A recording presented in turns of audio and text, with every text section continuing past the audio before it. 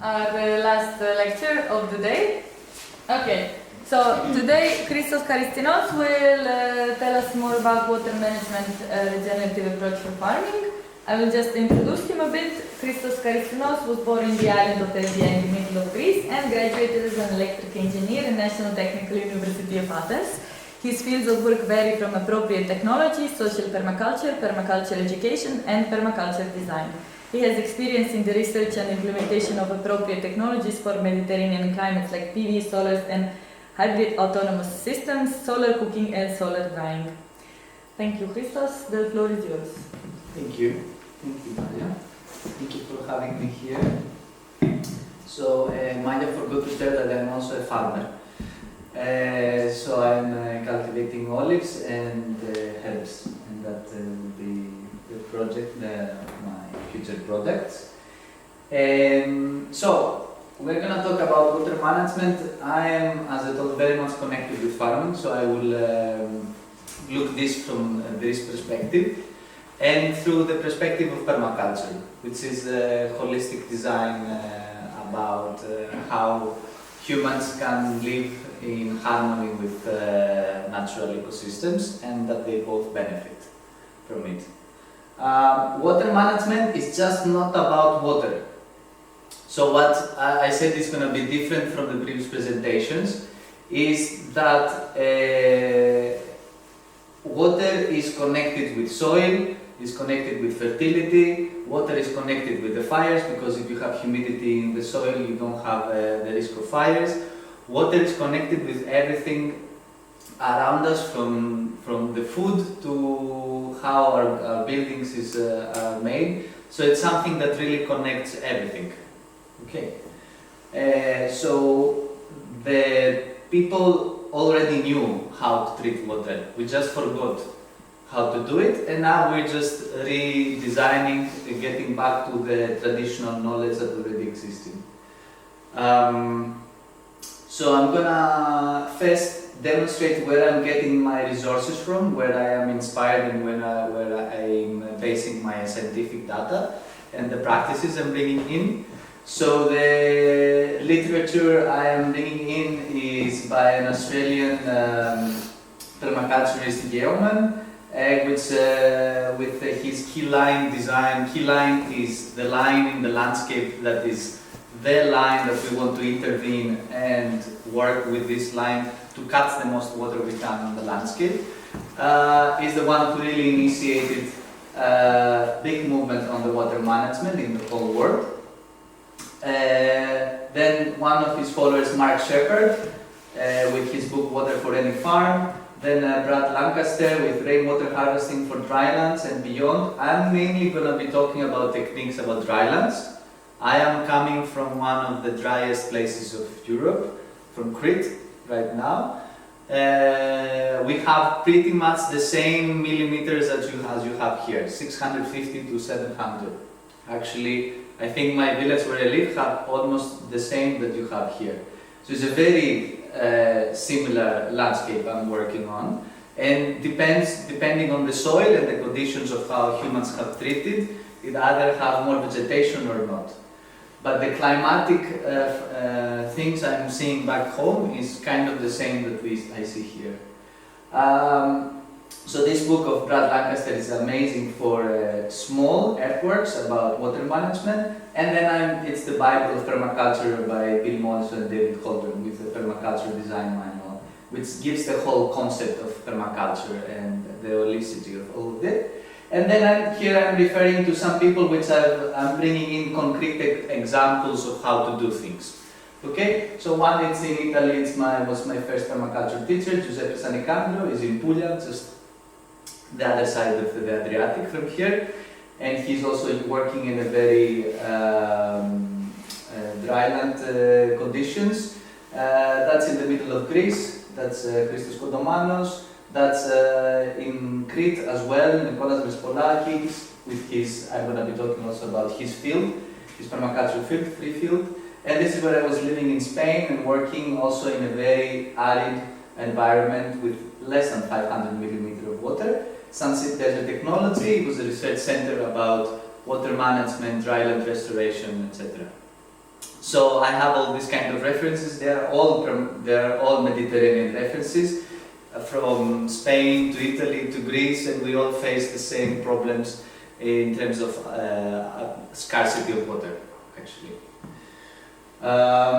So my personal project is based on permaculture, and there's three basic ethics that all the work that I'm doing and all the work that I'm teaching is based on. Is the care for the earth. We've realized that we are going through serious climate chaos and serious environmental problems, and we need to do something about that, so there's an urgency on doing something about that. And instead of just talking about sustainability, we really want to regenerate the ecosystems. That's the idea of permaculture, that's what I'm bringing in, not just sustaining the resources we're using from it. And but at the same time, we need to take care of the people and how we organize ourselves and what kind of tools we use in order to communicate with each other, and at the same time how we're going to be sharing the resources that we have in the present moment fairly between us and the future generations. So this is the basic, let's say, philosophy of all the work that I'm going to present, but also the work that, if you hear permaculture around, that's the basic philosophy of it. What I'm doing back in Greece, but generally also in Europe, that I'm designing land for other people. I'm teaching permaculture courses and permaculture design courses. I just came back from Italy in one, and then in Greece we're organizing with different organizations. I'm consulting farmers or other people who have projects about their farms, and as I said, again, I am a farmer myself. In Crete, in the west part, which is kind of the wettest part of Crete, and then I'm also a founding member of an NGO called Evolving Cycles, which is, let's say, the Greek network of permaculture projects in Greece. So we are at the moment, we're 3 and growing, and then we're trying to connect each other and help each other in funding, resources, knowledge, etc., etc. And yeah, I'm calling it Community Lab because the vision is that through the regeneration of the land, the community around this land can be regenerated. So it's my core belief, and as through my experience, that if there is a land that is regenerated and has enough food and enough resources to sustain people living around it, then the community, the people will start gathering and start getting together around this land. And that's the example of what's going on right now in the village that I'm living in. Someone started there, regenerated the land they're living in, produced huge amounts of food that not only for him but also for selling and for other people, and shared it in such a way that more and more people came and just started also creating community around this farm. So let's talk about water. So I'm gonna be simplistic. I'm gonna be simple but not simplistic. I'm gonna do it the way I'm doing it in the courses, talking about something like the people listening to it know nothing about it. Okay. So the water flows from the top to the bottom. Okay? We agree on that? Yes? Okay. So the second, let's say, basic principle is that the landscape is curved in bigger water flows as it goes lower. So you will see the streams, so they are smaller, and then once they go down, they open up in deltas and they become. Why is that? Because more and more water is gathered inside, and so it needs more space to flow towards the sea. And then the third one is that there is not only one water flow, there is 2 water flows. There is one on top, the one we see, and then there is one underneath. So always when you see, for example, a dry river, do you see a water flow over there? Most of the times there is a water flow, but we don't see it. Where there is the watershed, probably there is an aquifer dam. Maybe it's not the case here because it's a very karstic geology and the water just goes and goes away. But in other types of geology, where there is dry rivers, most of the cases you can really imagine that there is an underwater, there's an under the soil flow that when this aquifer meets the soil in altitude, it becomes a spring. So you have a river again. So that's the basic things to really get an understanding of what we're talking about. Have you ever heard of contour maps? This kind of maps, which have contours, you know, like hiking. Okay, that's very basic in order to understand a landscape, to read the landscape. When if somebody's gonna tell you, there's this and that and this, so you can just ask for a contour map and then you can understand where there is peaks, how high is this, what kind of valleys there is there, what kind of ridges. So in order to get more concrete and understand them, these are not just hiking maps because they also can really refer to also farms. So here you can see, so if that was inclinated like that, you can see that this is the line where all the points are on the same altitude. Okay? It's not straight lines. In nature, most of the times there are no straight lines. We are creating straight lines because we like it this way. But in nature, most of the times there are curved lines.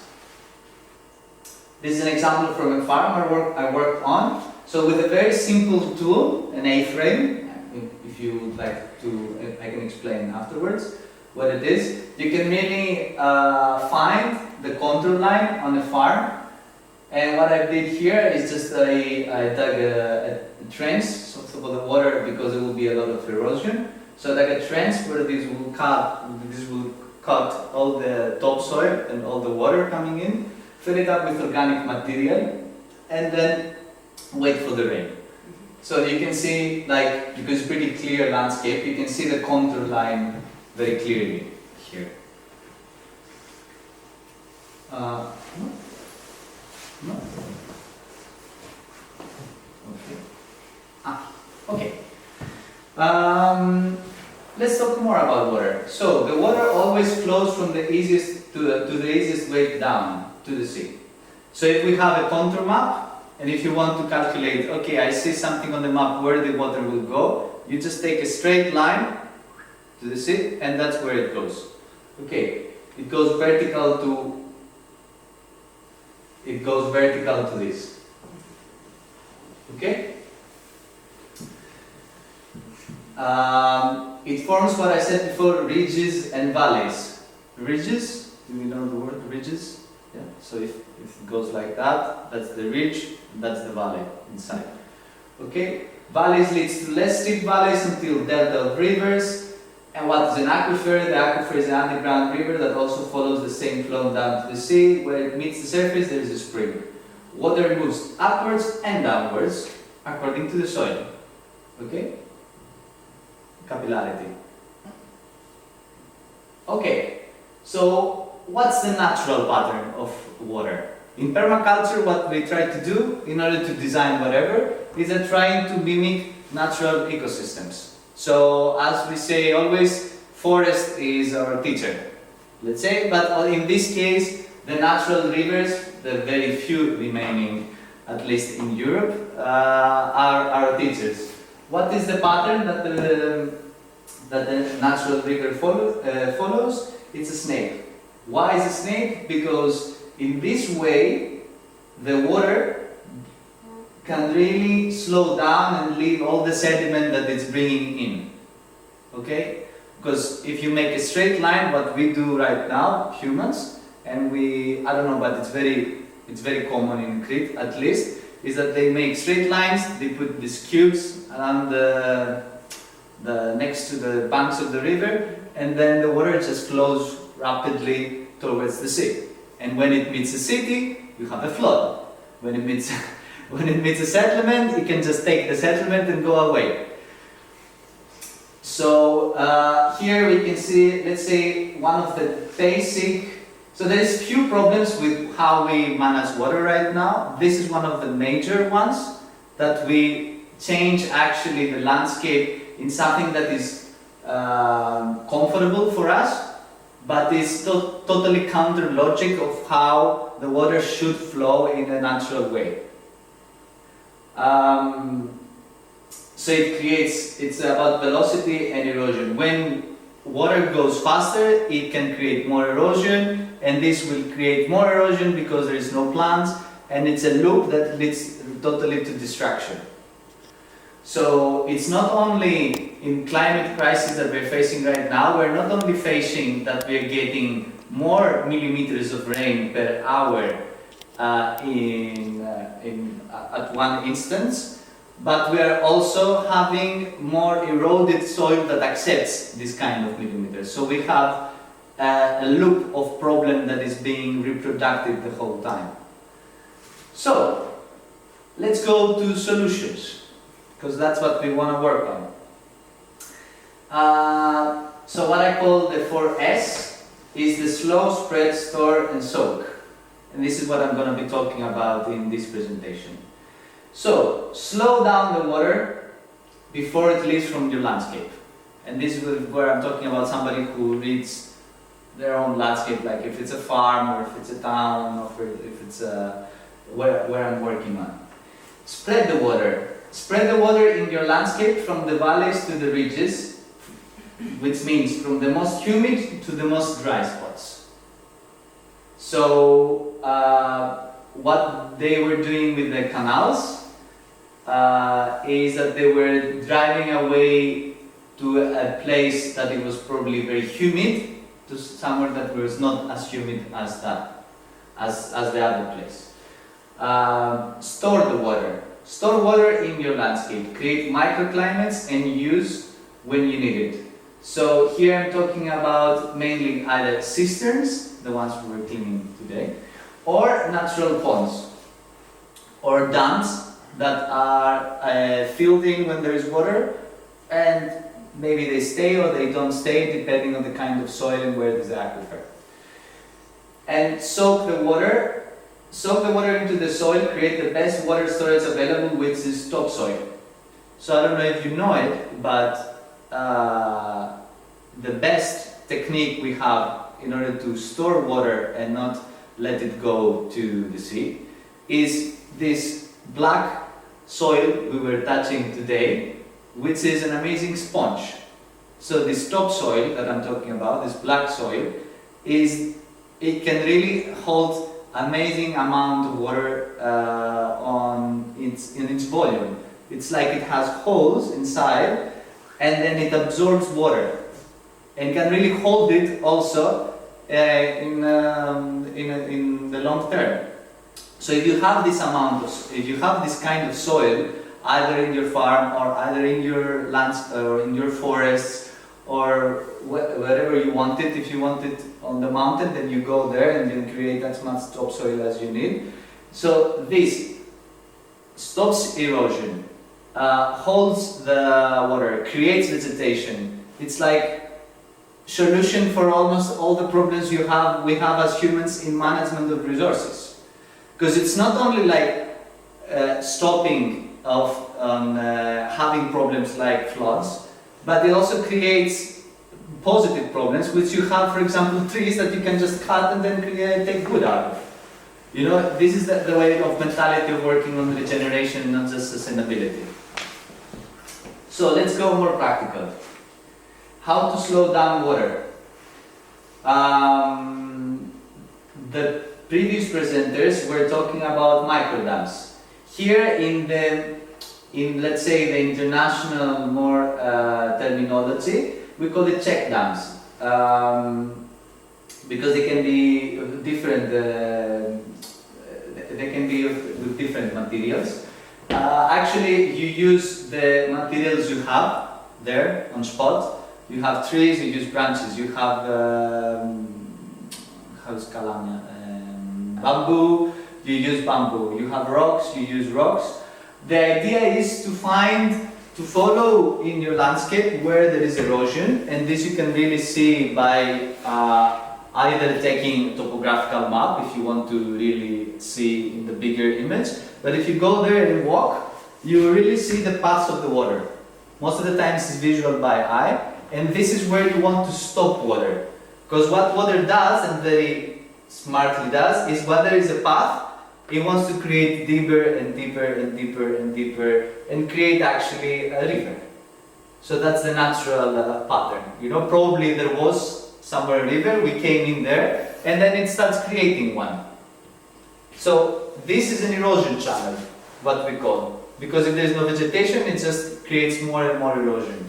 So what we want to do is go there and create dams in order to stop this. So the dams stop the sediment slow down the water, create the roots can really go there and absorb the water, and that's what's happening also with today. So the roots and the plants stop the water from entering inside the cistern.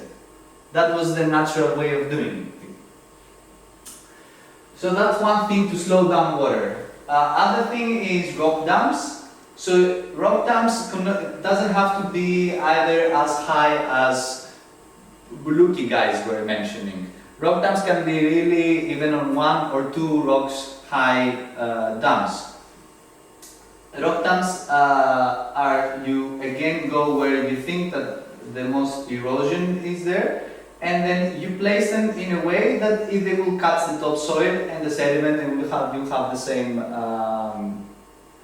the same function. And very important is the access. So access, like paths and roads, are like what we call dead surfaces. So they have a big factor of not absorbing water, because we want them this way. That's what roads and paths are. They are dead surfaces which we don't want plants to grow on them. So if no plants are growing on them, there is big runoff, what we call. So in these places, it's very important to cut this water because it's a big channel of erosion. Big channels of erosion are streets, because they are paved, so the water doesn't enter in, but at some point it accumulates and then it goes somewhere. Most of the times where it goes, it creates problems.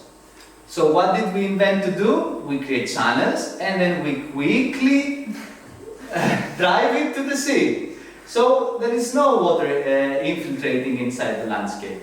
One of the ideas that really is bringing a change also in the way we are designing these water systems along the big highways, etc., is that you actually cut this water, and then once it goes out of this paved road, you create.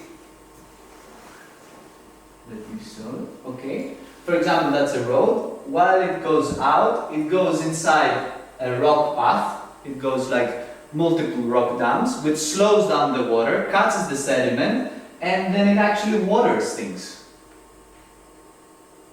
So that is actually one thing that you can, if your farm is next, or whatever, is next to the road, you can use this free water source by diverting somehow this water into your farm, but slowing it down, because if you just bring it in, you're just going to create erosion. Another example of how rocks, how this thing can really slow down water is this is another trench, like the other one I was showing you, and this is the overflow. Again, it's very basic. Water management is very simple and very basic, according to my understanding. This is again an overflow. So when this is filled, the water goes here. The same thing here. This is a trench. I cut the water. When the trench is overflowed, I put some rocks in order to slow down and not create erosion. Overflows with rocks. I talked about that. Low. Okay. Yeah. So in the landscape, you can create this kind of dams in order to to slow down the water. Okay, spread the water.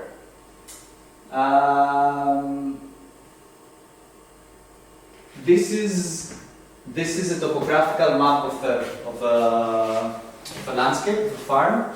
This is the contour lines I was talking about. Most of the times, if you see a small piece of land, you're not going to see the full circles as we were seeing. Oops, sorry. Bye. Hello. Yes, you close it. I closed it. Yes, yes, somehow. There's a magical button of closing it. Okay. Let me see if now it works.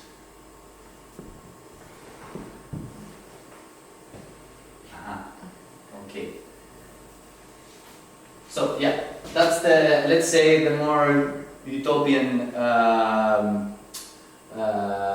landscape we will be working on. Never you will take to manage this kind of a whole mountain or a whole island. Probably what you will find yourselves in front of to handle. Okay, yeah, it's something like that. So the contour lines are this. If you continue, they will make a circle around the island. So here it's the main water flow. Okay? What I want to do is here, so here is my valley in my landscape. How I understand that? Well, if I take out this blue line, you will see that the contour lines are curved here. So I know that most of the water will be entering here. What I want to do, this is my most humid part. Anyway, I can't do something about that. Okay? I can either bring a bulldozer here and bring down the mountain, but I don't want to do that. So what I want to do, because I want to be energy efficient, is to, when the water comes in, to create trenches, okay, to bring this water that anyway is flowing here from the valley to the ridge, from the most humid to the most arid. So these are diversion channels, are trenches with or without berms. Berms are, if I dig a trench and then I put the soil on the other side, this is a berm. Okay? With or without it works, just putting it also it's more safe. That are inclinated no more than 3%. Like how do I measure the percentage of inclination? Can just take this, architect here can tell us. How do I calculate the inclination? With what? With what? With a measurement tape, let's say. I don't know, no, with a digital tool. But the digital tool just tells you. And if it's a digital tool, it's broken. How do we measure inclination? 1 meter, how, before 1 meter? Yes, how much okay, is, so if this is my landscape, how much is this distance, how much is this distance, I can divide it and have an inclination. So if it's more than 3%, then that's a general rule, it creates erosion. Okay, so I want to dig these trenches, not make them too steep, because they are going to create erosion, that's not something that I want. And to take it from a higher point to a lower point. And then I create this trench, and voila, it's self-irrigating system. I'm taking the water when it falls and driving it to where I want it. Boom. They're used for moving water away from foundation of houses, from valleys to ridges. There's more cases, but here I'm saying more the simple ones that I was thinking when I put this presentation. So, how to soak water? Soak? No, it comes inside. Okay. In this case, it really depends on the type of soil. So there is 2 to 3 different, let's say, main categories of soil in terms of structure. The clay soil, the sandy soil, the clay sandy clay. You can really find different percentages there. When it's clay, water comes in, but really it doesn't go away fast. When it's sand, it just goes away. What is the type of soil here mainly? Sandy, in the terms of sand and clay. Okay. Not much. Okay, it's very easy to test it. It's very easy. We do it with kids, and I think so everybody can really do it. You take a jar. You take a jar with 1 liter, let's say. You put 1/3 of the soil, whatever soil, and then you move it, You don't drink it. You just leave it. You leave it on the table, and then one day after you go there and you see. On the bottom there is rocks and sand. On the top there is clay. And if you take a measurement tape, you can see how much percentage of clay and sand is there. And you can really see the difference. So that's a very scientific, believe me, it's a very scientific way. Don't laugh, this is, you can really make a very good, actually the results are pretty accurate. I'll tell you, I have made a soil sample analysis in a lab, and I made this at home. Let's say 1 to 5% of difference, which for deciding what kind of soil I have is very good. So in this way you can really know what kind of soil you have around you, because it's very important for what kind of plants you can plant, of how the water is falling on the ground and what it does, and just understand what's going on around you, really. And if you have clay, and it's very good clay, then you can actually start to do pottery also, that you can experience. So how you soak water inside your soil really depends on the type of soil you have.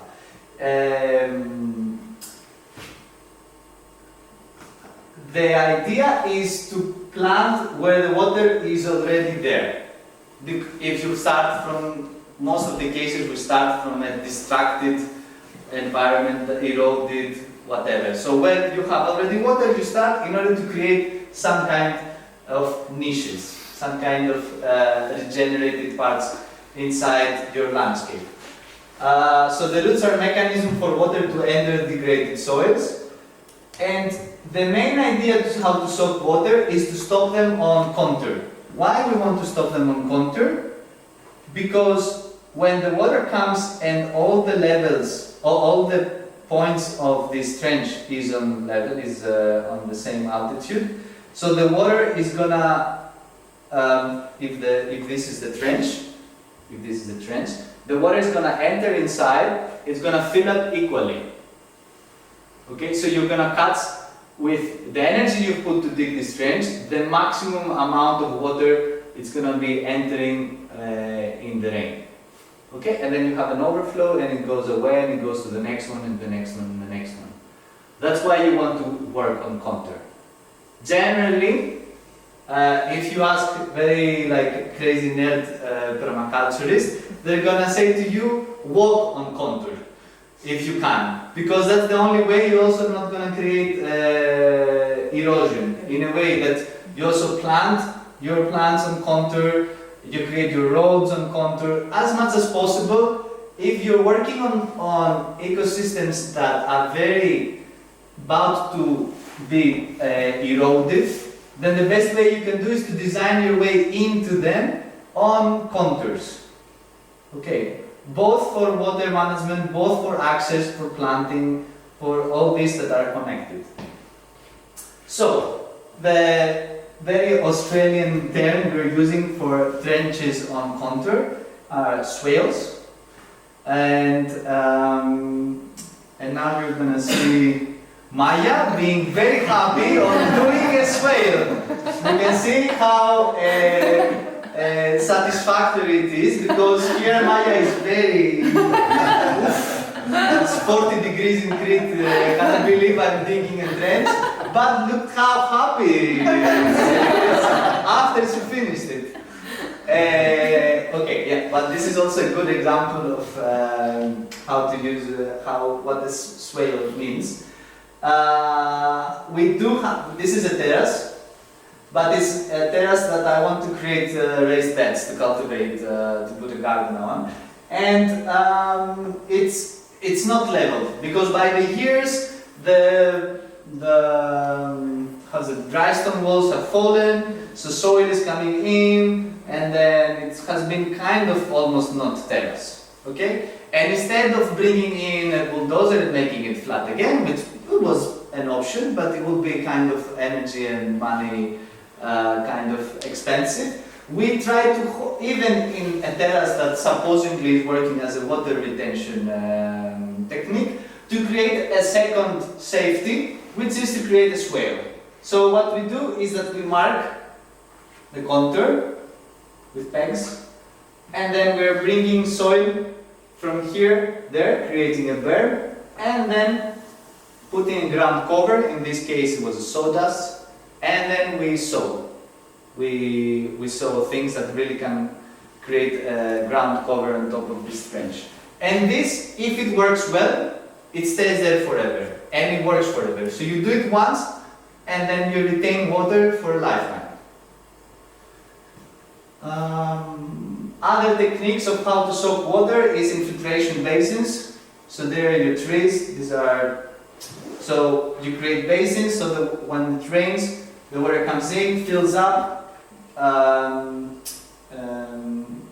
waters the plant, goes to the next one, waters the next one, etc., etc. The other one called Media Lunas. This was very famous in Latin America, that's why I'm giving the Spanish name. So you have, again, an inclinated landscape. These are your trees, so you create a trench here from the down side of the tree, and then you cut the water that is coming down. And the overflow is going to the next one, to the next one, to the next one. No, this we saw it. Store water. Favorite. So, big water storages. I'm not going to talk about cisterns because also previous presentation have been talking about, and you can very easily calculate size of cisterns. You take the area that we're cleaning today, how many square meters is that, how many millimeters, you can find that on meteorological data of the area. How many of runoff I'm having, probably let's say I'm absorbing 70 to 80% in a very good surface, and then there you have it. You have the volume of the cistern you want. Voila.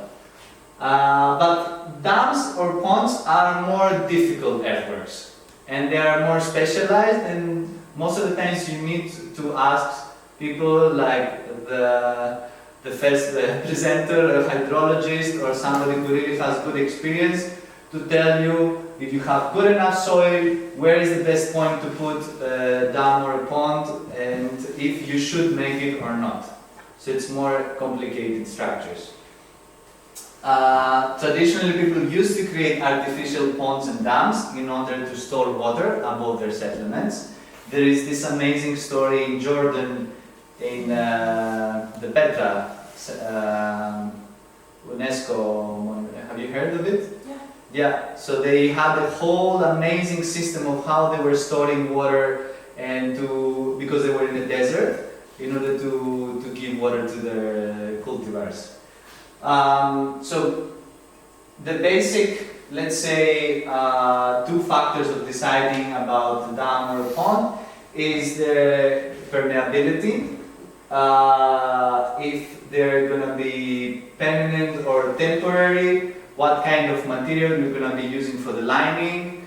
If you're going to be using plastic and then you just forget about it, but you have the ecological footprint, or you're going to use natural material and check for leakages, etc., etc. It's a more complicated story. And then if it's appropriate to put this there, because these are things that are under regulation and they should be designed properly. If you have clay on site or not, this is an indication of you should go or not about that. Never put it on top of a house because then you have problems of flood, and many other factors that you should take into consideration. But generally, dams and ponds are, how to say, all these fancy words we were listening before, like niches of biodiversity and multiple functions and whatever. I mean, in the end of life, in the end of the story, there are sources of life. And I'm going to show you a specific picture, because this is the field that I was talking about, the free field of my friend Nicolas. This was the driest place of his farm. It was shit. Seriously. It was that you would cry if you go there, because you would see dead soil and dead trees. actually. So just by the intervention of one, you enter inside and then create the pond, very carefully designed with the material that is needed, where it's going to go what, you can create this kind of thing. And this is in the same place that you will see pictures of eroded landscape in Crete, is in the same place. Just by making the right intervention into the landscape, you can create this source of life, which attracts all kinds of wildlife, from turtles, dragonflies, water snakes, frogs, and we're not talking about something Natura 2000 here, we're talking about 20 square meters. But if you multiply 20 square meters per 1,000 of people who can do that in their land, you have a little paradise in all over the place. So I know that specific places have specific importance, which are big natural reserves, and we should take care of them. But at the same time, we should see the landscape around us as possible also Natura 2000 and natural reserves. Because this is how they used to be. They used to be wild forests once, before humans cut down the forest in order to cultivate. And the idea is to create edible forests. By the knowledge we have right now, you can have the effect of the forest and at the same time to eat you and the wildlife around you. Okay, and then finishing up, in general, the concept of holistic design of water management is, through the permaculture perspective, about designing earthworks for multiple functionality to combine agriculture with water management, what I was saying before. Design according to the needs of the users. We do not design just by our own imagination and our crazy dreams, but depending on, this is also taking the social aspect very much into being, how to say, the center of attention of what we are doing with natural ecosystems. Who is going to be using it? If we're talking about Zlarin, really taking down the needs of people living here and seeing who is going to be using this type of landscape. This is the important thing. And monitoring, accepting feedback and adapting our design according to what actually happens. If we're going to be looking into the keyline system design, put water earthworks high in the scale of permanence in the landscape. The scale of permanence is how things can be easily changed. Water is one of the things that you can very hard change once you do it in a landscape. We can very hardly change where our rivers are at this time, and we don't want to change it. If we do change it, we need to be very careful on where we're putting our energy there. To farm the water, and that the water brings fertility, to find the key line, the line I was talking about, and use it as your line of everything in the landscape. You walk inside, you walk in contours, as I was talking about. And the master line system design, which Mark Shepard was introducing, it's an upgraded key line design to more edgy landscapes. So if you want, if the landscape you're going to be studying is not as flat as Australian one, Mark Shepard did really good adaptations and has a very good field manual on how to do earthworks, what kind of inclinations, what kind of machines you should use, etc., etc. So, that's it. Okay, I'm gonna stay with this because I think I'm gonna stay with this. So,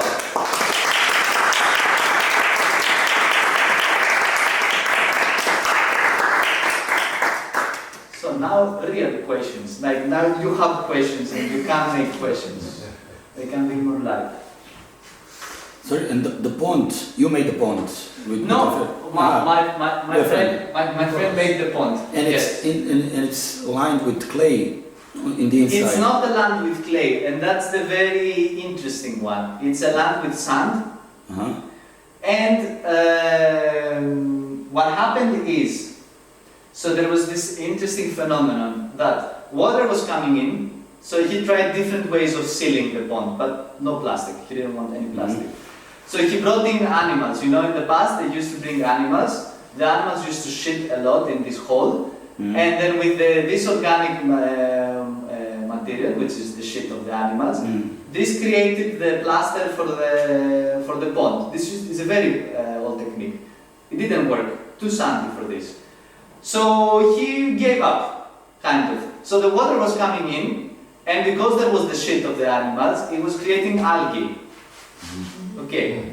So in the summer, the water was going down because there was no constant flow. This was not a pond. So the algae was remaining. So he was taking the algae and putting it on the sides and saying, I don't want it to be so algae, so lots of algae. Next year, the water was coming and it was filling more up. You say, what's going on here? It was going down, taking the algae, putting it aside. So the algae created the impermeable plaster, which was self-created. You know, it didn't put anything in. The algae comes in when you have stationary water. You were gonna have algae. Okay. So the algae itself created this impermeable layer that created the pond. But you can do it with clay also. If it's a clay land, of course. You can then if you have clay land, that's the land to do a pond. We don't have animals. Except from well. Yeah, I mean, you can import. The thing with ponds are dams. Actually, I mean, this is the same thing. So there is an upper part and a down part. In the down part, you need to make this, cut the land and create this earth wall with clay. And that's the most crucial part of a dam and a pond. That's where you want to seal it as good as possible and have the higher quality of clay there and compact it. So you create a wall of clay, and then with appropriate inclination from one side and the other side, and with appropriate overflow, you have your pond with clay. Of course, this happened also here. There was the wall of clay was created. I'm talking about the permeability, which is another thing. Okay. Aleppo pine foliage as sponge. Aleppo pine foliage as sponge. Do you like it? Aleppo pine. Aleppo pine as Aleppo pine foliage. The compost. Yes. As sponge. This is maybe. Yeah. Today we were taking out the pine needles, and it was an amazing sponge because actually there was fungi there. Yeah. That created mushrooms. Yeah. There on top of cement, and now we're talking about on top of cement. Right. So if that can be done on top of cement, for sure it can be done on top of soil. So there's quite a lot of it on one side of the island here. You think maybe moving this to another location? It's also a little acid, but I understand that the older foliage, the older compost, it breaks down the acid. The thing with acidity and alkalinity, it's quite how to say. People are scared about that, and the amount of really giving a fuck about that is really tiny. You know how they say don't make compost out of orange peels, you know? Everything becomes compost. In the end of the story, we are gonna become compost. Are we too acid or too alkaline, you know? Like, the thing is, yes, create compost as much as you can from whatever you can. The thing is of having compost to use it for what you want to use it.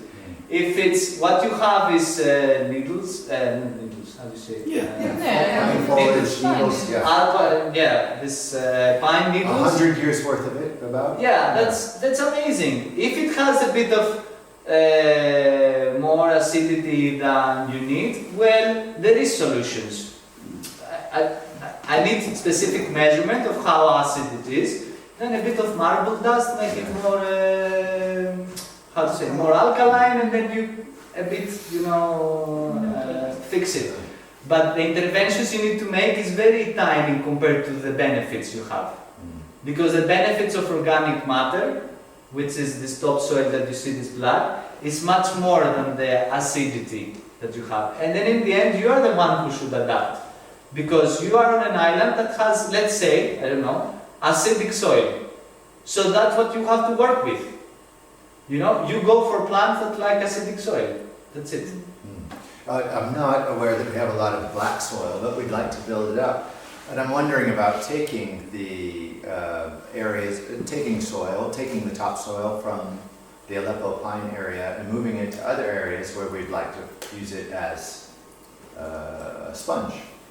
Well, in a very crucial time that you want to make something that will have a big impact, maybe do it. But the idea is not to take topsoil from forests and bring it into cultivars. The idea is to create topsoil. So how do you create topsoil? You plant plants that create a lot of biomass. Yes. And then you chop and drop them, chop and drop them, and you mimic the forest, and you create your organic material in your field.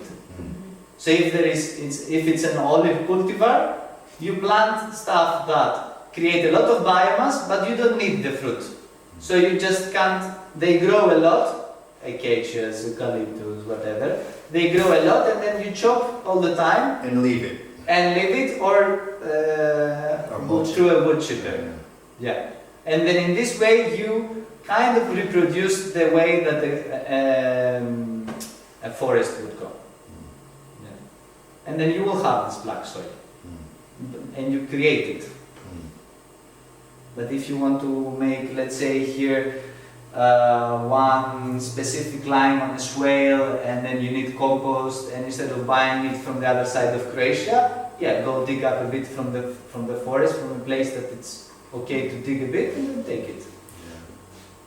I think our swales are already dug for us for I don't know how many generations, maybe thousands of years. Ancestors have created the swale, the check dams. The whole island is a maze of very careful cultivation and maintaining the water management. So we have to work within a system that's been created almost already.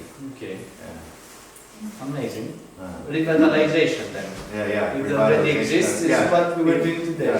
But if it's organized in a way that is community, like if the whole group, if I know my ancestors, the individual plots were trying to divert water into their plot rather than in their neighbors. I don't know if it's organized so that it's spreading out or makes a lot of sense, and then overall it would have to be analyzed. And then most of it on this side of the island is completely buried in Aleppo pine, which is a fire hazard. There's a lot of very interesting considerations here for permaculture. Yeah, we also have Aleppo pine where I used to grow up, and it has been burning 2019 in the summer, 2020 in the summer, 2022 in the summer. The biggest of fires, and I just enter inside my phone right now and I'm saying again, fire in the south area. November. We are in November, guys. And yeah, that's the curse of having pine. You have amazing oak savannas. I was in the bus from Zagreb, passing down and seeing that in this side, in the coast, amazing oak savannas, amazing, and they have survived thousands of years. So yeah, they'll be looking to that as well. Yeah, we have a couple on the island as well. So. Just a few, but before the pine, it was mostly oak, black oak. Yeah, it's more invasive. Yeah.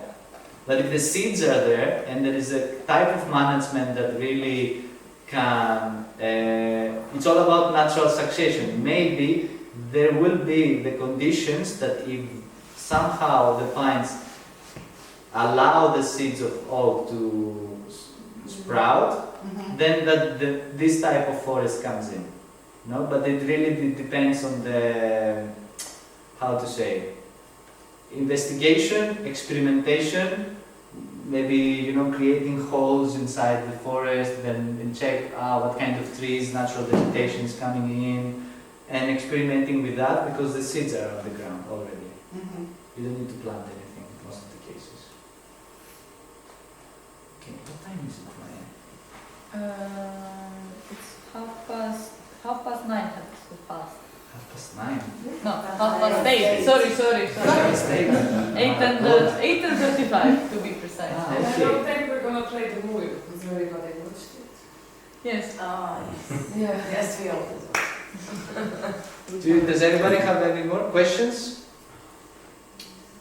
Comments, remarks. Yeah. I just wanted to say that you don't need bulldozers if you have one. Grab a shovel and shovel the Zlarin over.